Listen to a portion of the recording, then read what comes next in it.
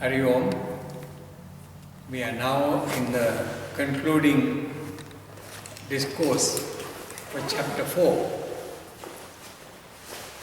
Now in Arjuna's time,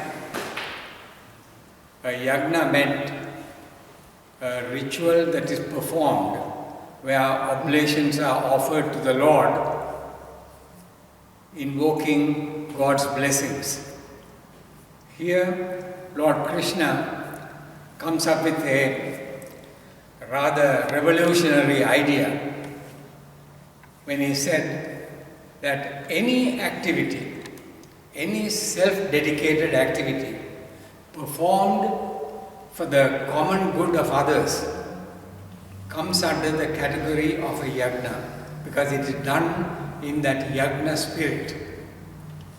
So he had broadened that concept and says that any self-dedicated activity performed in a spirit of service to others is yagna.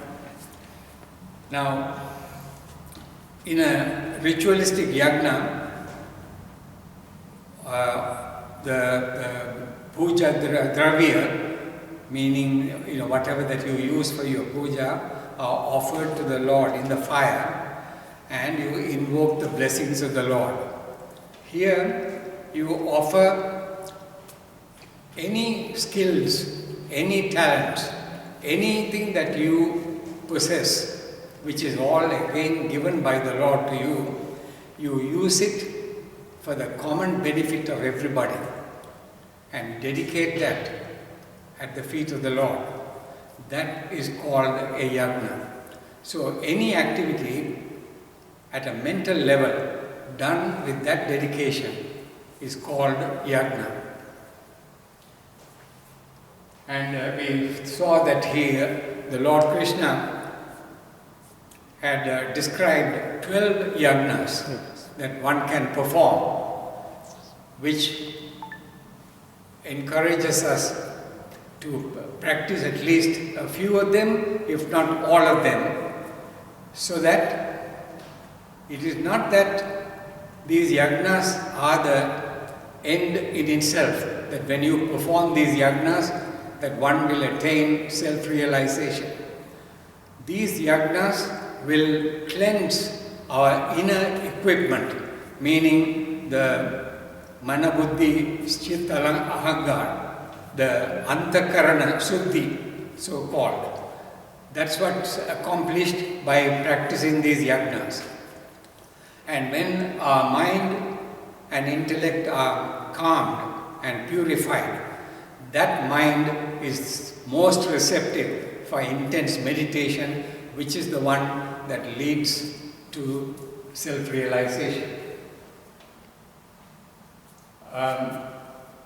Gurudev gives a beautiful example that the experience of sleep is the same whether one is a rich man who is sleeping on a silken bed in an air-conditioned room and he is sleeping there, and there is another man who is sleeping on the railway station, bare floor, cold, and yet he is also trying to sleep.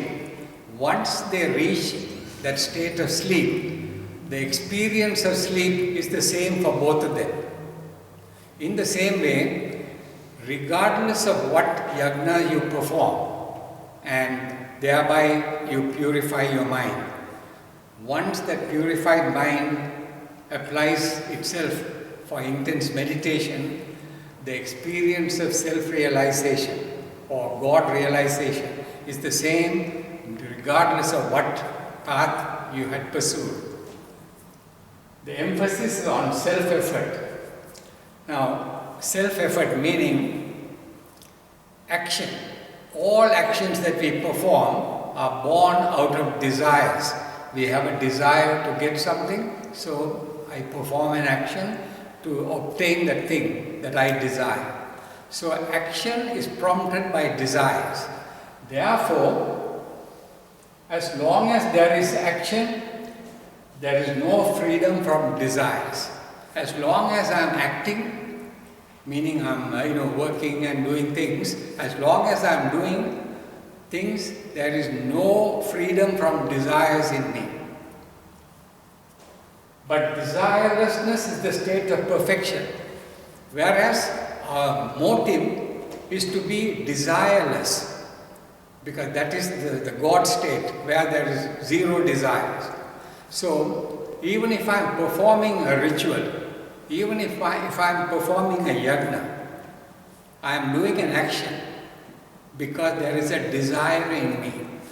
And therefore, these yajnas are in itself not the end. But we need to do that, and then from that point, so please understand that yajnas can take you only so far. Thereafter, intense meditation will do the rest. So once you perform these yajnas and purify your mind to some extent, and with that purified mind, you start meditation. And with meditation, in time, it will happen. The self-realization will happen. Now, again, there was a good example given by our Gurudev, that there was a king who is a very ardent devotee of Lord Shiva, and he wanted to build a huge temple, a grand temple for Lord Shiva.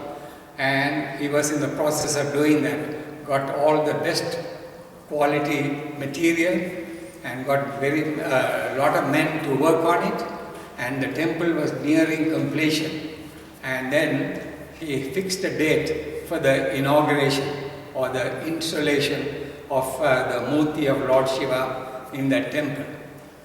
That night, when he went to sleep, he had a dream. And in that dream, Lord Shiva appeared.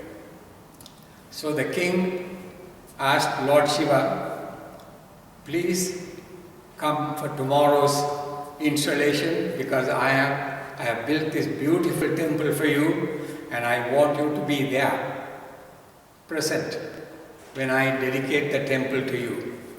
And Lord Shiva had said, I'm sorry, I would not be able to come for your inauguration because I have already promised to go to another temple built by another devotee. So, and with that, the dream was over.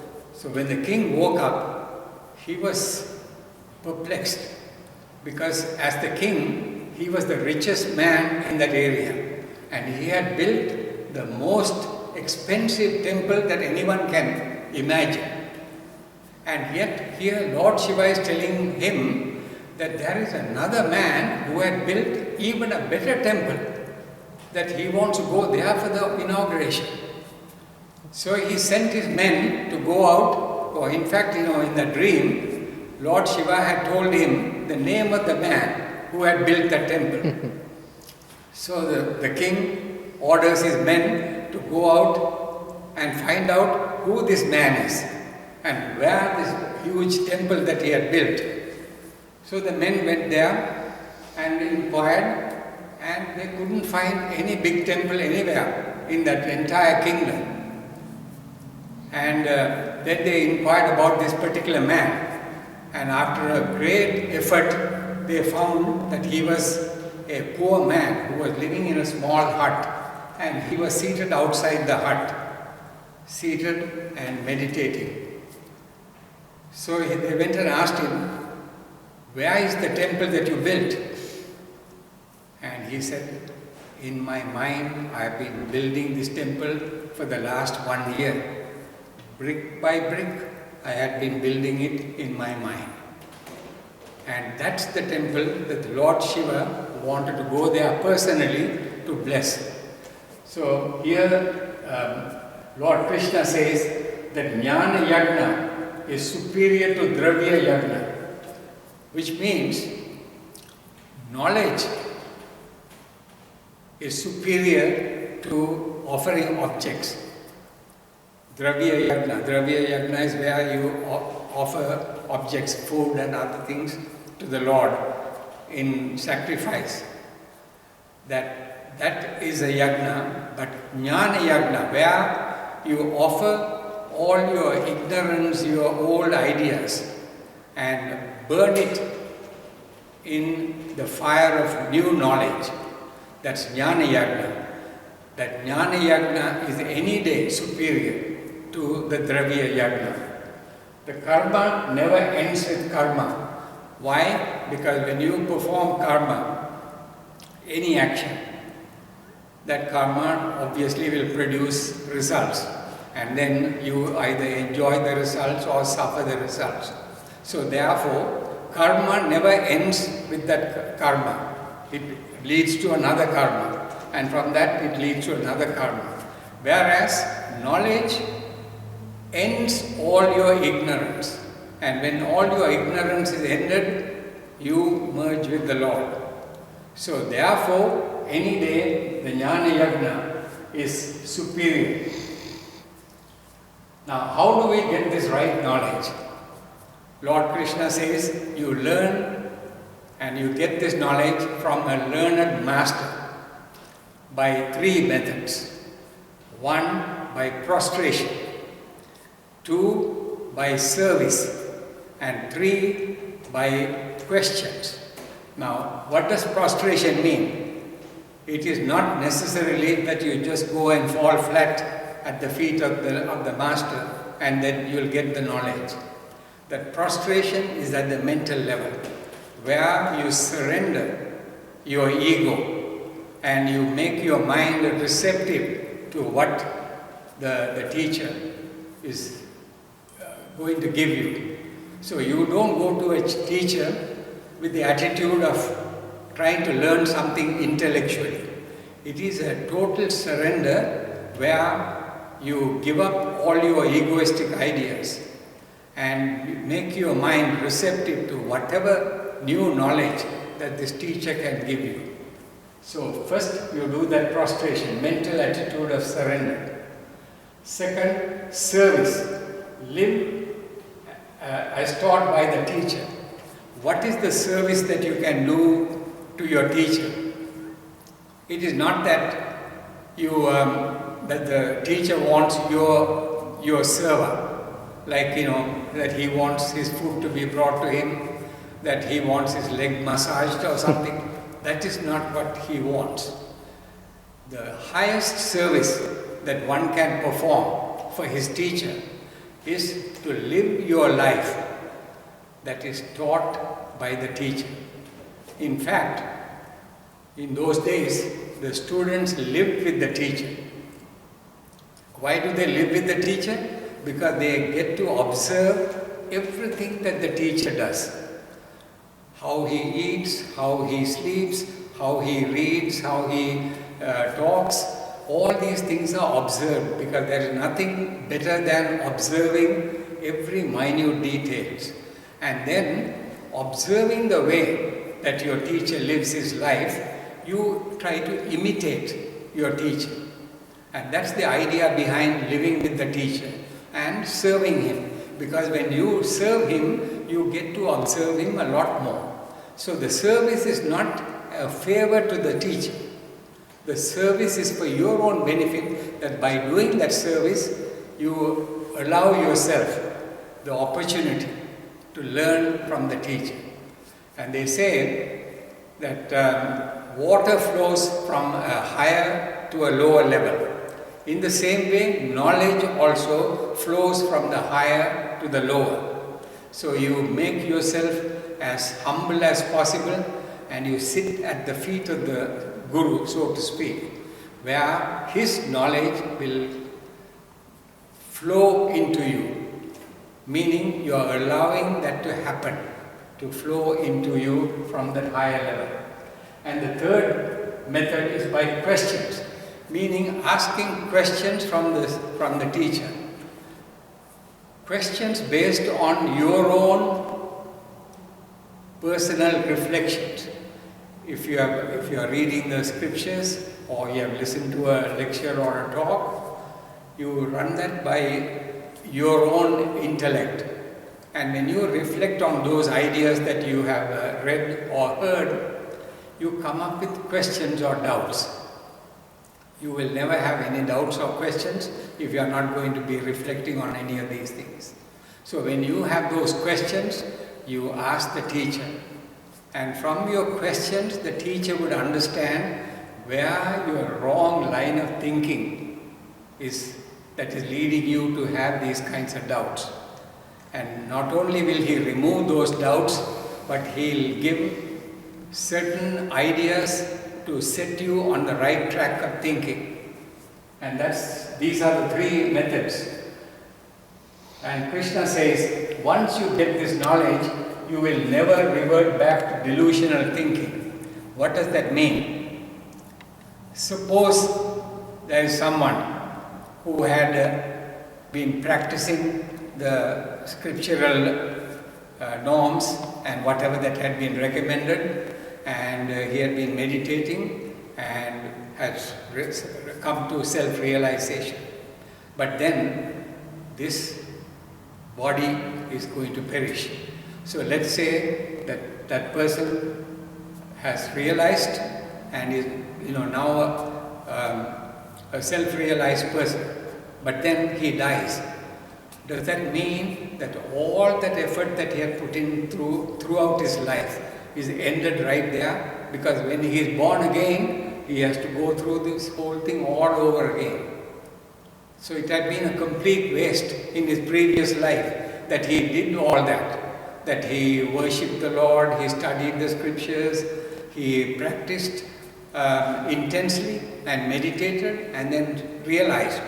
And yet, now that he is born again, he is now going through the same thing like everybody else. Lord Krishna says, no, that is not going to happen. When you are born again, you will never go back to that old delusional thinking, meaning I am this body and therefore I need to satisfy the needs of this body. And then I spend my whole life pursuing the needs and desires of this body and mind. Lord Krishna says that will not happen. Now, how do we know that? It seems like a fanatical statement that the Lord Krishna says that you will not have that. So, since we do not know that, our Guru says, you accept it on face value. Meaning, you just take it for granted that that is the truth. That you will not go back to the delusional thinking.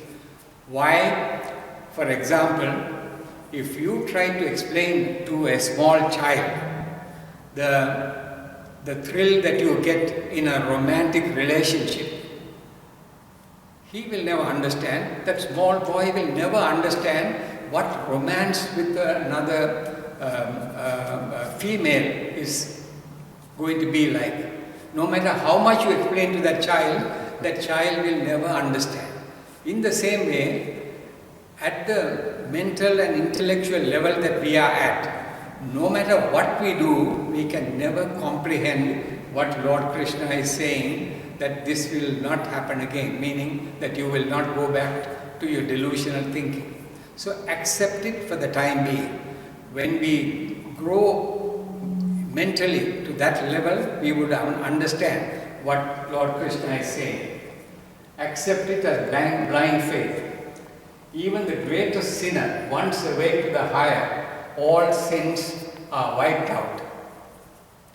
One can be the greatest sinner and he doesn't have to feel totally hopeless about that, because once he reaches this level where he has come to realize that he is not this body and mind, but he is Brahman himself. Once that self-realization comes, all his sins are wiped out. Why?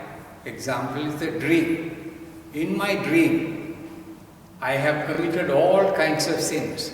I have murdered my wife, and then the police are out to catch me. That's when I woke up. Now, when I wake up, do I need to hide in my bedroom and look through the window to see whether the police have come or not? No. The moment I wake up, I know that all my sins that I committed in the dream are all wiped out. In the same way, no matter how much sins I have committed in my life, once I reach that realm of self-realization, all my sins are wiped out. Fire burns everything to ashes. Ignorance is burnt up in the fire of knowledge. Now, when you put something in the fire, it doesn't matter what it is, but everything burns to grey ash. You cannot even recognize how it looked like before it was put in the fire. Fire is the best purifier of everything. In the same way, in the fire of knowledge, if you put all your ignorance into that, that fire will burn all your ignorance and make you whole and purified. Now there are three kinds of karmas. These karmas have been described before. Now in our lives so far, the many lives that we have lived before and the life that we are living now, we have accumulated a lot of karmas, meaning we have been active in our previous lives and in our lives now. And every action, there is a repercussion or a consequence. So there are karmas that we have performed, and therefore it will have its reaction, like cause and effect. The law of cause and effect always happens. So the cause is the action, the effect is the result of my actions. So over the years and over the past lives, I have accumulated a lot of karmas. That total karma that I have accumulated is called the Sanchita karma, the total karma. Now out of the total karma, there are few that have matured enough to manifest itself. And those are called the Prarabdha karma. It is because of the Prarabdha karma that I have that I took this body and I am in this environment that I am in. It is ordered by my Prarabdha karma. Whatever karma that was ready to manifest itself out of the Sanchita karma determines the kind of life and the kind of birth that I will have and the environment that I will be living in. Now, while I am living in this life, there are, obviously, in the Sanchita karma, there are lots of non-matured karmas, plus the karmas that I will be accumulating in this life now. These are called the Agami karma, that is going to be manifest in the future. So these are the three kinds of karma: Sanchita karma, Prarabdha karma and Agami karma. Now all these karmas are burnt down with knowledge. So once you gain this self-knowledge that I am Brahman himself, it is not an intellectual concept, but the true realization that I am Brahman himself. When that true realization comes, all my karmas, the Sanchita, Prarabdha and the Agami karmas are all burnt down. We surrender our sattvic, rajasic and tamasic vasanas. Now when we go to worship in front of the Lord, it is common practice that after worshipping, you take the vibhuti and put 3 lines on your forehead. What does that signify? That in my worship, I have surrendered my tamasic, my rajasic and my sattvic vasanas at the feet of the Lord. That I have burnt them mentally at the feet of the Lord. And that when it burns, it becomes ashes. So that vibhuti is not just cow dung that is burnt. It is actually my vasanas that have been burnt to ashes. So I take them and put those 3 lines on my forehead to indicate that I have surrendered all my vasanas at the feet of the Lord. That is the significance of the 3 lines that we put on our forehead. And then we come to the law of karma. The law of karma is not the law of destiny. You have heard people say when bad things happen to them, that it is their karma or their destiny that bad thing is happening. It is as if the Lord had written some bad things on their forehead and that they have no control, but these bad things are happening to them. The Lord is not that sadistic to write bad things on certain people's forehead only and write good things on other people's forehead. Why? On what basis? Whatever that is happening in our lives is because of our previous actions. Our karmas in the past, as I have told you before, the karmas of the past, the cause and effect relationship, the karmas of the past determine what is going to happen today. So, I am here today because of my past. If there is somebody who is a doctor today, it is because he had pursued medical studies in the past and he had gone through the discipline of training and qualifying and passing examinations, and the end result is that today he is a doctor. You cannot just study agriculture and work in the fields and then today all of a sudden you find yourself with a stethoscope around your neck. You don't become a doctor like that. The past determines what you are today. So the past determines the present. By the same token, the present will determine the tomorrows. So by the law of karma, which is pessimistic, the law of destiny, people who believe that it is destiny and say that it is my karma or my destiny is a pessimistic outlook.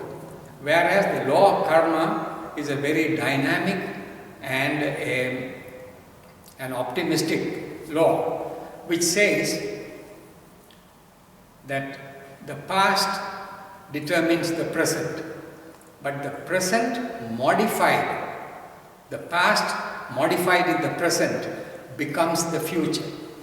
Now I am given a limited environment to modify what is being presented to me, and to that extent I can modify the future.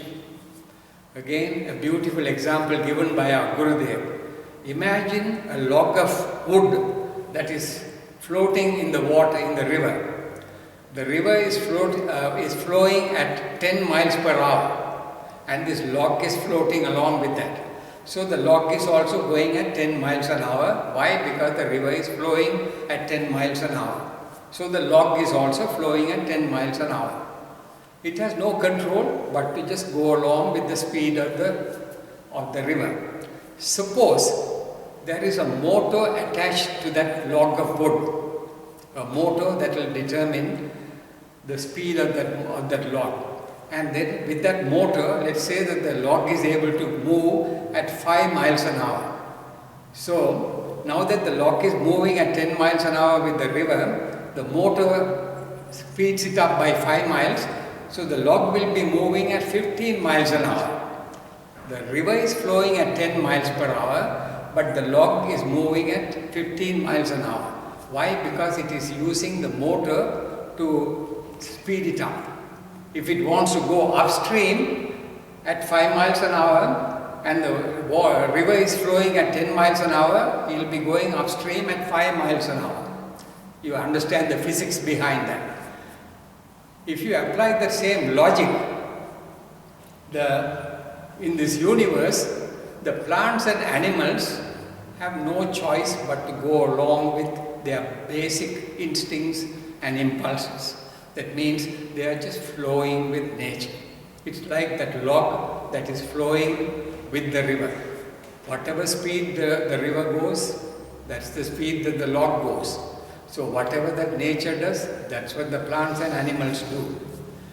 But you and I, as human beings, we have that motor up here called the intellect, the discriminatory intellect. That will determine whether we want to go upstream or whether we want to go downstream a little faster or a little slower. Whatever the choice, is made up here.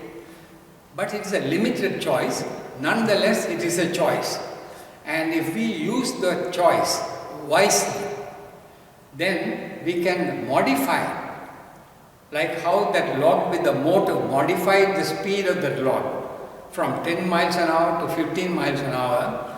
We can modify our present to that extent that the future would be different and not be a helpless victim of whatever that is happening in my life.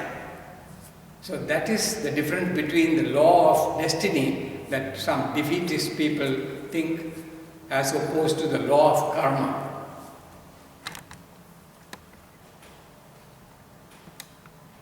Now, with this law of cause and effect, you have often heard that there are people who are bad but they have a good life, and there are people who are good and they don't have a good life at all. So where is this law of karma? If a bad person can still do bad things and yet have a good life, and a good person does good things and yet has not so good life.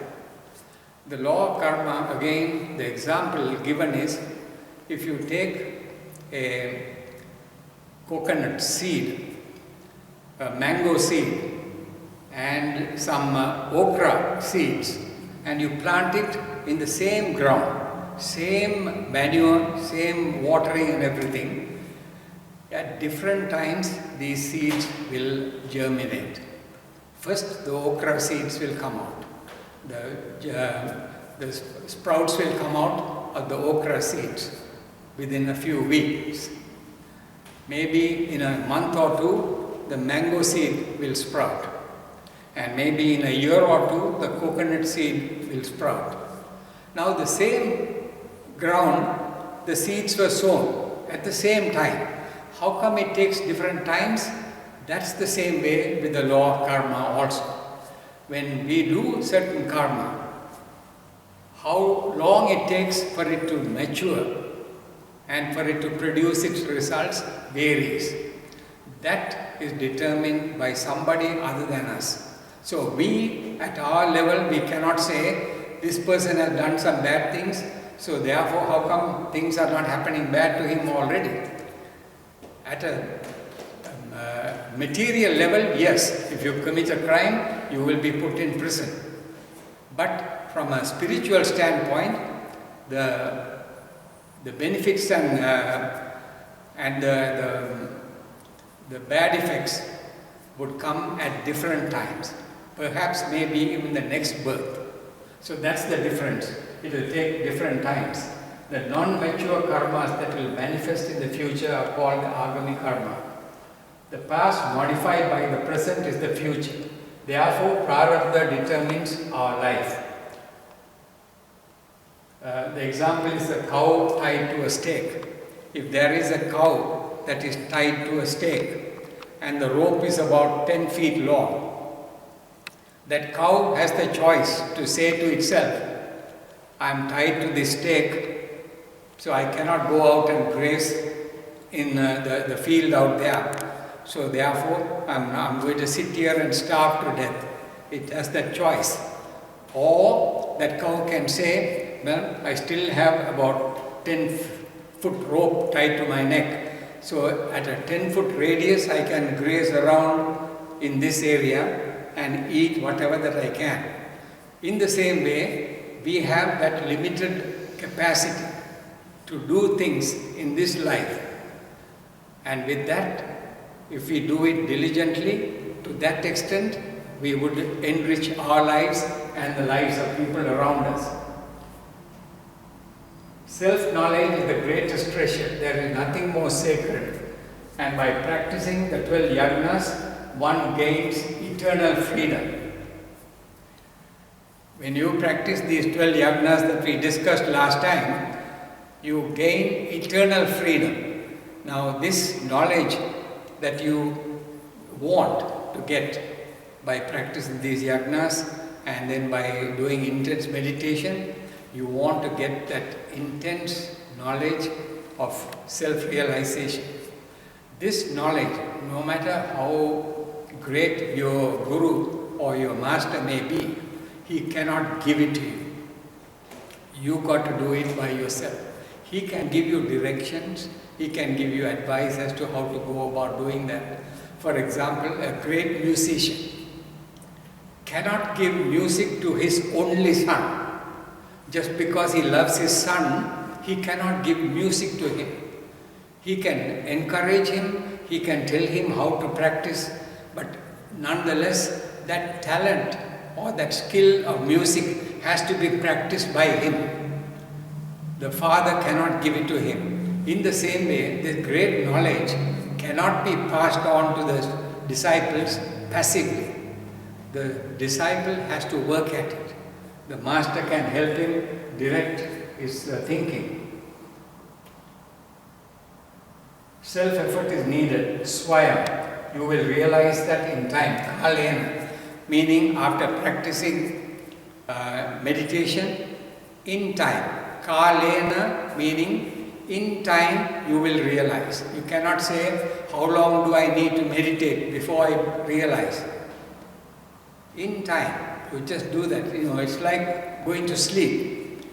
When I want to sleep, I create certain circumstances for me to sleep, like going and lying down in my bed, switching the light off, turning all the noise around me, and then try not to think of what I'm going to do tomorrow and so on. And is that making me sleep? No, I'm creating the circumstances that is conducive for me to fall asleep. And then how long does it take? Well, in time, when I do this, within a few minutes, I will fall asleep. That falling asleep is effortless. Just like if I go to the third story window, open the window, I climb on that stool and get onto the ledge and then open the window and I am looking down and I want to fall down. My effort is only to climb up, open the window and to just move my center of gravity a little bit that side. Falling is effortless. Gravity will do the rest. In the same way, when I create all this environment to fall asleep, falling asleep is effortless. In the same way, practicing all these yagnas and doing intense meditation, getting self-realized automatically happens in time. Kalena. One needs faith, devotion and self-control. These are the three prerequisites. Faith, devotion and self-control. Faith is belief reinforced by understanding. Everyone has belief. We all have belief in something. Even the atheist has a belief that there are things in this nature that seems to follow a certain law, that everything is not haphazard, that there is a law that everything in nature follows. Therefore, there has to be a super intelligence behind this nature. We may call it God, but the atheist does not want to believe that it is God. But he understands there has to be a higher intelligence behind all this law that's manifest in nature. So he has belief. Like that, all of us have belief. That belief will shatter when we meet with a tragedy. I have belief in God, but then if something bad happens in my life, my belief will just go through the window. I will not believe in God at all. Why? Because if there is a God, why did this happen to me and all that? That belief has to be reinforced by understanding. Understanding meaning study of the scriptures, listening to scriptural discourses and learning from the master. And the more you understand and begin to realize the truth behind it, this belief gets reinforced. And when the belief gets reinforced with understanding, that's called faith. Once you have faith in something, it will stand and withstand any turmoil, any tragedies in life. Faith will withstand all that. So therefore, the advice is cultivate faith, faith in God. Devotion, tatparaha, mere intellectual understanding is not enough. Have the fortitude to live it. When you understand something, have the conviction in your mind to live what you have understood. And that is called devotion. Then self-control. Subdue your senses. One cannot be indulging in sense pleasures and yet practice spirituality, because the mind would be so preoccupied with sense gratifications that it would not be available for spiritual pursuits. Therefore, self-control is absolutely necessary. So these are the three prerequisites: faith, devotion, and self-control. Now in our lives, at every junction, we come to a dilemma. The path of the good and the path of the pleasant. Every opportunity or every decision that I have to make has these two options. There is the path of the pleasant, meaning if I follow that path, I will get immediate gratification. But it is not going to lead me to anything. I will only incur more and more problems later on. So that's the path of the pleasant. The other is the path of the good, which is, it doesn't seem very attractive, but nonetheless that is the right thing to do. I have to put a lot of effort in it, and I may not get immediate results, but eventually that will lead me to better and better things in life. So these two options present itself in our lives all the time. The path of the pleasant and the path of the good. We have to make a determination right from the very beginning that at all times we are going to choose the path of the good and not the path of the pleasant. Because the path of the pleasant is very easy. It's the other that may look difficult, but nonetheless will lead us to a better life. Path of the good and the path of the pleasant. We face the dilemma all the time. Constant doubters get no peace now or hereafter. There are people who are very pessimistic and who say, what is the point in doing all this? And what, they'll give so many examples of people who have tried to pursue this kind of a spiritual life and yet not accomplished anything.